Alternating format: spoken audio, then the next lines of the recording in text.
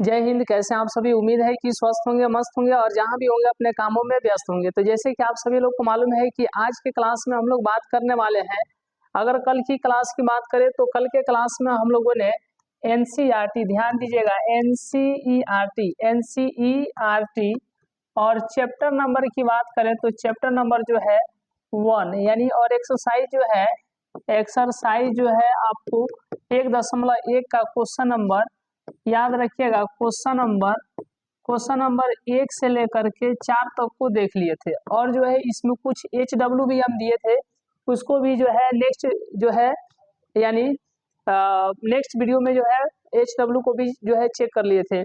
आइए आज के क्लास में जो है क्वेश्चन नंबर 5 से स्टार्ट करेंगे। 5 टू क्वेश्चन नंबर जो है 7 तक हम लोग देखेंगे। आइए, तो सबसे पहले आपको यहाँ पर ध्यान क्या देना है, देखिए यहाँ पर सबसे पहले आपको क्वेश्चन नंबर यानी 5 पर ध्यान देना है। जांच कीजिए कि क्या किसी प्राकृत संख्या n के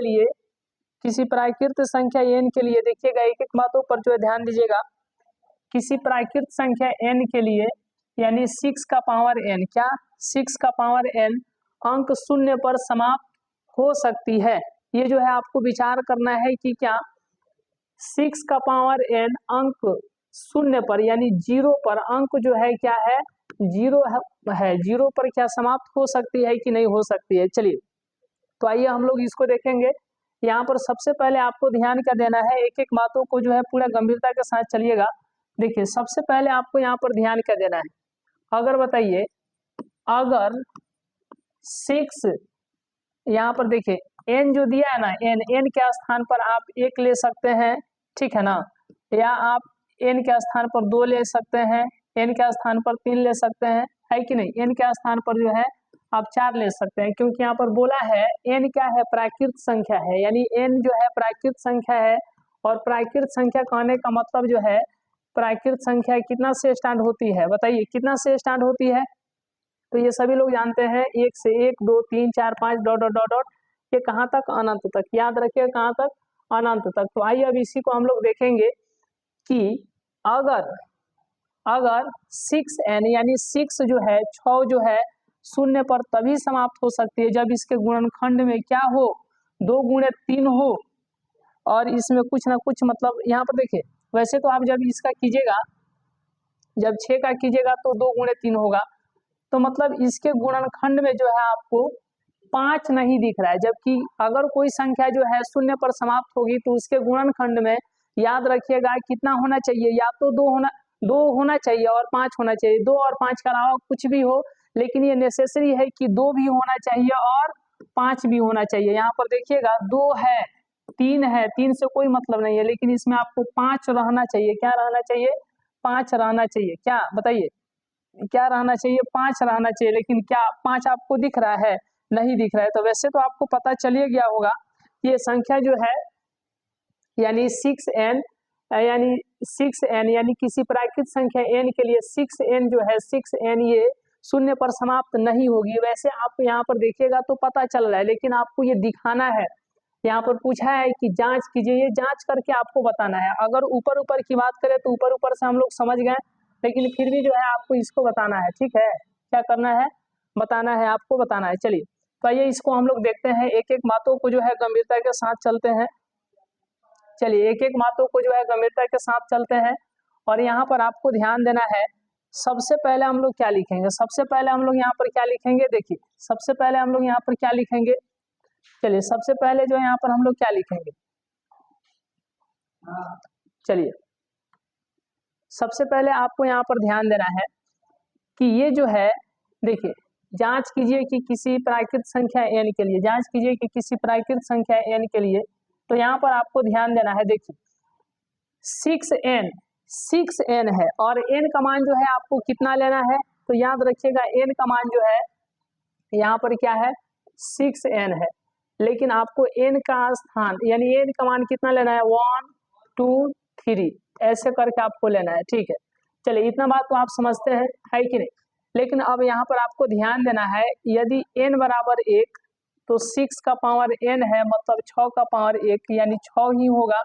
और इसके गुणनखंड में जब 6 का कीजिएगा तो कितना हो जाएगा, 2 गुणे 3 हो जाएगा। क्या हो जाएगा, 2 गुणे 3 हो जाएगा। क्या इसके गुणनखंड में यानी 6 के गुणनखंड में जो है आपको 5 दिख रहा है, 2 दिख रहा है, 2 तो दिख रहा है लेकिन 5 नहीं दिख रहा है, तो 2 और 5 दिखना चाहिए। इसके अलावा कुछ भी दिखे लेकिन 2 और 5 तो आपको जरूर दिखना चाहिए, जो कि नहीं दिख रहा है। अब जो है n का मान जो है आप कितना लीजिएगा, 2 लीजिएगा, समझ गए ना। n का मान कितना लीजिएगा, 2, तो 6 का पावर 2 हो जाएगा, है कि नहीं। n का मान जब 2 लीजिएगा तो 6 का पावर कितना हो जाएगा, 2 हो जाएगा। और ये देखिए 6 गुणे 6 इस तरीके से लिखिएगा। तो अब बताइए इस 6 के लिए 2 गुणे 3, ठीक है, और इस 6 के लिए 2 गुणे 3, और ये बीच में गुणा है तो यहाँ पर गुणा दे दीजिए। क्या अभी आपको इसको अभी जो है इसमें आपको कहीं पर 2 और 5 दिख रहा है, 2 तो दिख रहा है लेकिन 5 नहीं दिख रहा है। 3 दिखे ना दिखे उससे क्या मतलब है, लेकिन 2 और 5 आपको दिखना चाहिए। चलिए ठीक है, कोई बात नहीं। n का मान जो है आप 3 ले लीजिए, तो 6 का पावर कितना हो जाएगा, 3 हो जाएगा। अरे होगा ना। तो यहाँ पर 6 लिख दीजिए, है कि नहीं। इस 6 के लिए 2 गुणे 3, इस 6 के लिए कितना, 2 गुणे 3, ठीक है, और इस 6 के लिए कितना, 2 गुणे 3। तो कहीं आपको इसमें कहीं दिखाई दे रहा है 2 गुणे 5 दिखाई दे रहा है, नहीं दिखाई दे रहा है। हालांकि 2 तो दिख रहा है लेकिन 5 नहीं दिख रहा है। 3 कितना बार दिखे ना दिखे उससे क्या मतलब है, 2 और 5 तो दिखाई देना चाहिए। तो इसीलिए हम लोग ये कह सकते हैं, देखिएगा, इसीलिए हम लोग इसको कह सकते हैं, यहाँ पर ध्यान दीजिए कि चूंकि यहाँ पर लिख दीजिएगा, चूंकि 6 के अभाज्य गुणनखंड यानी 6 के अभाज्य गुणनखंड में, अभाज्य गुणनखंड में जो है, अभाज्य गुणनखंड में 2 और 3 के अलावा, 3 के अलावा, 3 के अलावा, 3 के क्या अलावा, 3 के अलावा 5 नहीं है, 5 नहीं है, 5 नहीं है। जबकि अंक शून्य पर यानी 6 अंक शून्य पर समाप्त होने के लिए 2 और अभाज्य गुणनखंड में ये 2 और 5 का होना आवश्यक है।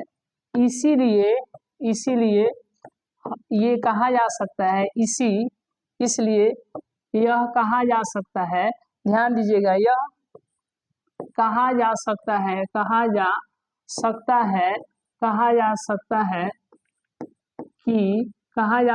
है कि यानी 6n, देखिए यहाँ पर जो क्वेश्चन है वहां पर ध्यान दीजिए। इसलिए कहा जा सकता है किसी प्राकृत संख्या n के लिए, किसी प्राकृत संख्या n के लिए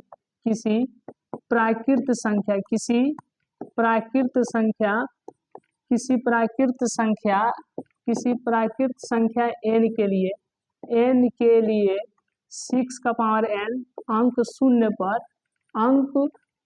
पर समाप्त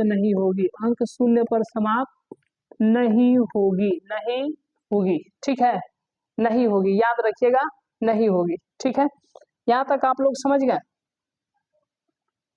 चलिए यहाँ तक आप लोग समझ गए, यहाँ तक कोई दिक्कत नहीं होगी। चलिए, नहीं होगी, यहाँ तक कोई दिक्कत, इतना आप समझ गए। चलिए अब जो है हम लोग आगे बढ़ते हैं। अतः इस बात को हम लोग ये सिद्ध कर दिए कि किसी प्राकृत संख्या n के लिए 6 का पावर n अंक शून्य पर जो समाप्त नहीं होगी। इतना आप सिद्ध करना था, सिद्ध कर दिए। क्यों? क्योंकि n जो है प्राकृत संख्या है, मतलब n के स्थान पर 1, 2, 3, 4 लिया जा सकता है। अब देखिएगा यहाँ पर जब n का मान 1 लिए तो 6 का पावर n यानी 6 का पावर 1 मतलब 6 यानी 2 गुणे 3। इसमें आपको 2 और 5 नहीं दिखाई दिया, उसी तरीके से इसमें भी आपको 2 और 5 नहीं दिखाई दिया, इसमें भी आपको 2 और 5 नहीं दिखाई दिया। दैट मीन्स ये कहा जा सकता है कि अगर कोई संख्या शून्य पर समाप्त तो तभी हो सकती है जब उसके अभाज्य गुणनखंड में 2 और 5 हो, 3 हो या कोई अन्य संख्या हो ना हो, उससे कोई मतलब ना बनता। लेकिन 2 और 5 तो होना चाहिए, लेकिन इसमें आपको 2 और 5 कहीं दिखाई दे रहा है, नहीं दिखाई दे रहा है। इसीलिए कहा जा सकता है कि किसी प्राकृत संख्या n के लिए 6n अंक शून्य पर समाप्त नहीं हो सकती है, नहीं होगी या नहीं हो सकती है। चलिए, तो ये जो है आपको क्वेश्चन नंबर कितना था, तो ये जो है क्वेश्चन नंबर 5 को जो हम लोग देख लिया। अब जो है नेक्स्ट क्वेश्चन यहाँ पर ध्यान दीजिएगा। चलिए नेक्स्ट क्वेश्चन जो है क्वेश्चन नंबर 6 है, इसको जो है कितने लोग बनाते हैं ये देखने की बात है जी। चलिए यहाँ पर सबसे पहले हम लोग इसको सॉल्व जब करेंगे तो देखिए एक एक बातों पर ध्यान दीजिए, ये भाज्य संख्या क्यों है, इस पर जो है विशेष जो है ध्यान दीजिएगा। तो देखिए यहाँ पर आपको 13 दिख रहा है, यहाँ पर भी 13 दिख रहा है, तो 13 को कॉमन कर लीजिए, तो 7 गुणे 11 गुणे यहाँ पर कॉमन हो गया, तो एक यहाँ पर भी कॉमन हो गया, तो एक। ये आप यहाँ पर ध्यान दीजिए, ये देखिए 11 7 77 और एक से गुणा कीजिएगा तो 77 ही होगा, प्लस में कितना हो जाएगा, तो यहाँ पर ध्यान दीजिए प्लस में कितना हो जाएगा, प्लस में 1 हो जाएगा, ठीक है। अब यहाँ पर जब ध्यान दीजिएगा तो 77 एक कितना हो जाएगा, 78 हो जाएगा, जोड़ दीजिएगा तो कितना हो जाएगा, 78 हो जाएगा, कोई बात नहीं। अब यहाँ पर देखिए, ये जब यहाँ पर ध्यान दीजिएगा तो 78 में 13 से गुणा कर दीजिए, जब 78 में 13 से गुणा कीजिएगा तो ये 8 तिर का 24 का 4 हाथ में 2 7 तिर का 21 2 कितना हो जाएगा, 23 हो जाएगा, और ये हो जाएगा यहाँ पर 78 यानी 4 हो गया, 8 3 11 हो गया, हाथ में 1 7 2 9 1 10 यानी 1014 आपको उसी तरीके से इसको भी जो है कैलकुलेट कर लेना है, और फिर आगे आपको हम बताते हैं ऐसा क्यों। यहाँ पर जब देखिएगा तो आपको यहाँ पर 5 दिख रहा है, यहाँ पर भी 5 दिख रहा है, तो 5 कॉमन कर लीजिए, मतलब 7 गुणे 6 गुणे 5 के स्थान पर 1 होगा, फिर गुणे 4 गुणे 3 गुणे 2 गुणे 1 प्लस में यहाँ पर 5 कॉमन है तो 1 हो जाएगा। अब यहाँ पर देखिएगा तो बताइए 7 6 42 42 से कम 42, ठीक है, और यहाँ पर गुणे 4 3 12 12 दूना के 24 से कम 24 प्लस में 1। अब यहाँ पर 5 है और ये गुणा कीजिएगा तो कितना हो जाएगा, 42 और 24 को जब गुणा कीजिएगा तो 4 दूना के 8 हो जाएगा, 4 चौका 16 हो जाएगा, ये 2 दूना के 4 हो जाएगा, 4 दूना के कितना हो जाएगा, 8 हो जाएगा, ठीक है। तो यहाँ पर हो जाएगा 8 6 4 10 के 16 हाथ में 1 9 1 10 यानी 10,000 कितना 1000 कितना हो जाएगा, 8 हो जाएगा, इतना होगा जी। चलिए 9 1 10, ठीक है, तो इसको जो है 10 100 8 और प्लस में 1। अब आगे आपको बताना है एक एक बातों को जो है आगे आपको बताना है। देखिए कि यहाँ पर ये जोड़िएगा तो कितना हो जाएगा, 10,009 हो जाएगा।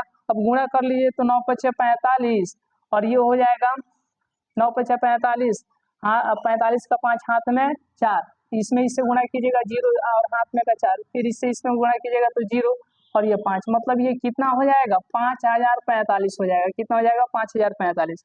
अब ये भाज्य संख्या क्या है, ये फुटकल दिखाई दे रहा था, क्या दिखाई दे रहा था, फुटका हुआ दिखाई दे रहा था, क्या मतलब अलग अलग दिखाई दे रहा था, 1 मिनट, चलिए चलिए जी,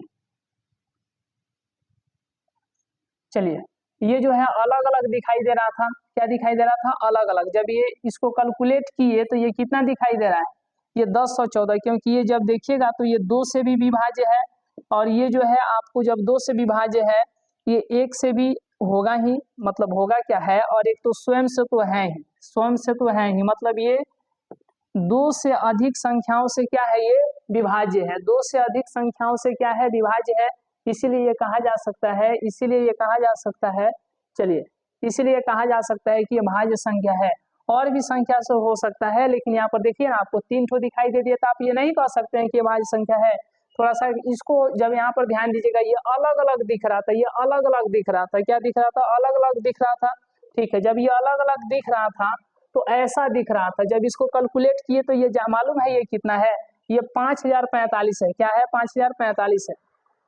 अब ये सबसे पहले तो ये 1 से होगा, उसके बाद में ये 5 से होगा, और ये फिर ये स्वयं से होगा, स्वयं मतलब कितना, 5045 से होगा। तो इसी तरीके से हम कह सकते हैं 1 से भी है, 5 से भी है और स्वयं से है कि नहीं, मतलब ये 2 से अधिक संख्याओं से क्या है, विभाज्य है, इसलिए हम लोग कह सकते हैं कि ये भाज्य संख्या है, और ये भी क्या है, तो भाज्य संख्या है। ये ऐसा दिख रहा है तो आपको ना समझना है कि ये भाज्य है कि नहीं है, जब इसको कैलकुलेट कीजिएगा तो इसको कैलकुलेट करने पर 1014 आएगा, इसको जब कैलकुलेट कीजिएगा तो 5045 आएगा।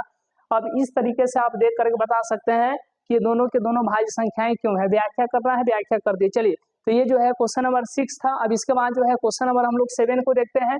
चलिए आगे चले ना, आगे बढ़े ना, चलिए ठीक है।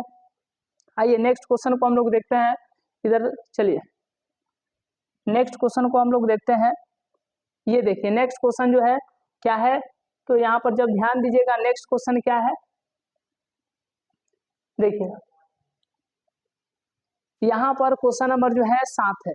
किसी खेल के मैदान के चारों ओर एक वृत्ताकार पथ है, इस मैदान का एक चक्कर लगाने में सोनिया को 18 मिनट लगते हैं, जबकि इसी मैदान का एक चक्कर लगाने में रवि को 12 मिनट लगते हैं। मान लीजिए कि वे दोनों एक ही साथ एक ही स्थान, मतलब दोनों एक ही स्थान और एक ही समय पर जो है चलना प्रारंभ करके एक ही दिशा में चलते हैं, कितने समय बाद वे जो है पुनः प्रारंभिक पर जो है यानी प्रारंभिक स्थान पर मिलेंगे। तो कुछ नहीं समझना है, सबसे पहले आपको क्या समझना है कि ये देखिए, ये वृत्ताकार क्या है, वृत्ताकार खेल का मैदान है, ठीक है। कैसा है, वृत्ताकार खेल का मैदान है। तो मानते हैं कि यहाँ से जो है सोनी यानी सोनिया यहाँ पर दिया गया है, देखिए यहाँ पर सोनिया। तो यहाँ पर सबसे पहले आपको क्या समझना है, देखिए यहाँ पे सबसे पहले आपको क्या समझना है। तो देखिए यहाँ पर जब ध्यान दीजिएगा तो जब सोनिया एक चक्कर लगाती है तो उसको कितना लगता है, यानी सोनिया को 18 मिनट लगते हैं, यानी एक चक्कर में जो है 18 मिनट लेती है। तो दो चक्कर में कितना हो जाएगा बताइए, एक चक्कर में 18 मिनट, तो दो चक्कर में कितना हो जाएगा 36 मिनट, दो चक्कर में कितना 36 मिनट, ठीक है। एक चक्कर में सोनिया को कितना समय लगता है बताइए 18 मिनट, तो दो चक्कर में कितना लग जाएगा 18 दूना के 36 मिनट, ठीक है। अब थोड़ा सा हम बात करते हैं रवि के बारे में। रवि लड़का है, ये समय तो कम ही लेगा। अब यहाँ पर देखिए रवि के बारे में थोड़ा सा हम लोग गंभीरता के साथ चर्चा करेंगे। चलिए थोड़ा सा गंभीरता के साथ चर्चा करेंगे। देखिए यहाँ पर रवि जो है तो 12 मिनट में कितना, 12 मिनट में एक चक्कर लगाता है। देखिए 12 मिनट में एक चक्कर, 12 मिनट में एक चक्कर। तो दूसरा चक्कर जो है 24 मिनट में, दूसरा चक्कर मतलब 24 मिनट में दो चक्कर। फिर आगे बढ़ेगा तो 36 मिनट में जो है कितना चक्कर, 3 चक्कर लगा लेगा। अब एक बात बताइए, 36 मिनट में सोनिया कितना, 2 चक्कर, और 36 मिनट में रवि जो है कितना चक्कर लगाता है, 3 चक्कर लगाता है। कितना चक्कर लगाता है, 3 चक्कर लगाता है। अब एक बात बताइए, इस तरीके से तो आप समझ गए होंगे, इस तरीके से जो आप लोग समझ गए होंगे कि इसका आंसर यहाँ पर भी 36 और यहाँ पर भी 36, तो इसका आंसर क्या रहने वाला है, 36 होने वाला है। अब इसी को थोड़ा आइए थोड़ा गंभीरता के साथ आप लोग समझिए। सबसे पहले ये तो ऊपर ऊपर हम समझा दिया, अब यहाँ पर कैलकुलेट करके हम लोग समझते हैं। जब भी आपको इस प्रकार के प्रश्न मिले तो याद रखिएगा, ये दोनों में जो है आपको क्या करना है, जब भी आप इस प्रकार के प्रश्नों को देखिएगा तो कुछ नहीं करना है। यहाँ पर सबसे पहले आपको गिवन लिखना है। गिवन जो है सोनिया कितना, सोनिया जो है यानी कि 18 मिनट में जो है एक चक्कर 18 मिनट में जो है एक चक्कर। और जो है रवि जो है यानी 12 मिनट में कितना, मिनट में 12 मिनट में कितना, एक चक्कर। अब यहाँ पर आपको समझना है, एक एक बातों को जो है थोड़ा गंभीरता के साथ चलिएगा। तो अब आपको यहाँ पर ध्यान क्या देना है, तो देखिए अब आपको यहाँ पर ध्यान देना है कि 18 और 12 इसका जो है आपको क्या निकाल दीजिए, 18 और 12 का जो है अकॉर्डिंग टू यहाँ पर लिख दीजिएगा, अकॉर्डिंग टू क्वेश्चन, ठीक है। 18 और 12 का जो है आप 18 और 12 का जो है क्या निकाल दीजिए, एलसीएम लॉस, ठीक है। 18 का आप लोग जानते हैं, 18 का 2 से 9, फिर 3 तिया 9, फिर 3 एकम 3, मतलब 2 कितना बार है, एक बार है कि नहीं। और तो 2 का पावर 1, 3 2 बार है, 3 का पावर 2, और एक बार है तो 1 का पावर 1। अब एक बात बताइए, आपको यहाँ पर ध्यान देना है। देखिए आपको यहाँ पर एक ध्यान देना है, देखिए चलिए अब आपको यहाँ पर ध्यान देना है। देखिए चलिए अब आपको यहाँ पर क्या ध्यान देना है, इसको मिटा देते हैं, इसका कोई आवश्यकता नहीं है। चलिए ठीक है, अब आपको यहाँ पर ध्यान देना है। 12 के लिए क्या लिखिएगा, 12 के लिए 2 से 6, फिर 2 से 3, और फिर 3 एकम 3, तो 2 का पावर कितना, 2 गुणे 3 कितना बार है, एक बार, तो 3 का पावर 1, और एक बार है, 1 का पावर 1, समझ गए। तो अब यहाँ पे एलसीएम क्या होता है कि देखेंगे, पहले तो देखिए कौन जो है ऊपर और नीचे मिल रहा है, पहले तो देखिए कौन जो है ऊपर नीचे मिल रहा है, तो यहाँ पर देखिएगा तो 1 मिल रहा है कि नहीं, मतलब 1 का पावर 1, समझ गए। उसके बाद में 3 का पावर 1 यहाँ पर है और 3 का पावर 2 यहाँ पर है, मतलब 3 का पावर 1 मिल रहा है। चलिए उसके बाद में जो है 2 का पावर 1 ऊपर है, 2 का पावर 1 नीचे है, तो ये भी मिल गया। अब यहाँ पर जो मिल रहा है उसको एक बार जो बच गया उसको अब लिख दीजिए, तो यहाँ पर क्या बचा, 3 का पावर 1 बच गया, ठीक है। और उसी तरीके से यहाँ पर ध्यान दीजिएगा तो 2 का पावर 1 बच गया, उसके बाद में इधर कुछ नहीं बचा। तो अब आपको यहाँ पर ध्यान देना है, इसको जो है गुणा कर दीजिए, कितना हो जाएगा, ये 1 हो जाएगा, ये 3 हो जाएगा, ये 2 हो जाएगा, ये 3 हो जाएगा, ये 2 हो जाएगा। तो ये हो गया 3 दूनी 6, 6 तिरका 18, 18 दूना के 36 मिनट, 18 दूना के 36 मिनट। ठीक है, तो इतना आप इस तरीके से 10th क्लास में आ गए हैं, तो आपको इस प्रकार से बनाना होगा, आपको इस प्रकार से बनाना होगा। ठीक है, समझ रहे हैं ना, इस प्रकार से बनाइएगा, मतलब कि 36 मिनट यही क्या हो जाएगा, आंसर हो जाएगा।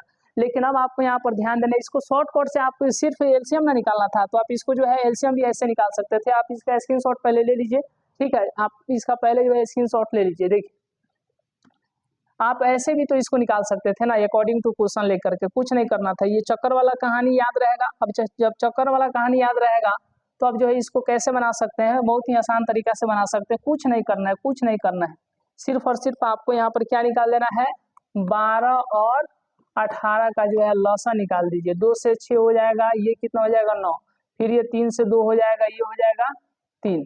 फिर ये 9 लगेगा, तो रहने दीजिए। अब यहाँ पर ध्यान दीजिएगा, तो एलसीएम बराबर क्या हो जाएगा, 2 गुणे 3 गुणे फिर 2 गुणे 3। तो ये देखिए था कितना हो रहा है, 3 दूनी की 6, 6 दूना का 12, 12 तिया 36, 36 मिनट बाद जो है वह पुनः स्थान, मतलब वो जो है प्रारंभिक स्थान पर मिलेंगे। ठीक है, कितने मिनट बाद, 36 मिनट बाद। तो ये भी आसान है, तो दोनों तरीका से बता दिए हैं, आप ये ना कहिएगा कि ये भारी है। ठीक है, चलिए, तो आज के क्लास को हम लोग यहीं तक रहने दें। चलिए, तो इस तरीके से जो है, अब यहाँ पर देखिए, तो सबसे पहले हम कुछ इंट्रोडक्शन दिए थे। इंट्रोडक्शन यानी कि आप जब देखे होंगे फर्स्ट क्लास, तो उसमें हम लोग ये समझे थे कि जो है अंक गणित की आधारभूत परिमेय क्या है, यानी कि फंडामेंटल थ्योरम ऑफ अर्थमेटिक, ये क्या है, इसको हम लोगों ने देख लिया था। साथ ही साथ जो है परिमेय और परिमेय पर डिस्कस किए थे। उसके बाद में जो है पूर्ण संख्या क्या है, यानी कि होल नंबर क्या है, प्राकृत संख्या क्या है, नेचुरल नंबर क्या है, इसको हम लोग समझे थे। साथ ही साथ रेशनल इरेशनल नंबर को भी समझे थे। अब आज के क्लास में जो है, ये जो है एक्सरसाइज जो है, एक तरीके से 1.1 का क्वेश्चन नंबर जो है 5 से लेकर के क्वेश्चन नंबर जो है 7 तक को कवर कर लिए। इसी के साथ साथ इस एक्सरसाइज को जो है फाइनल कर लिए। तो हमें उम्मीद है कि आज का क्लास जो है आपको अच्छे तरीके से क्लियर हुआ होगा।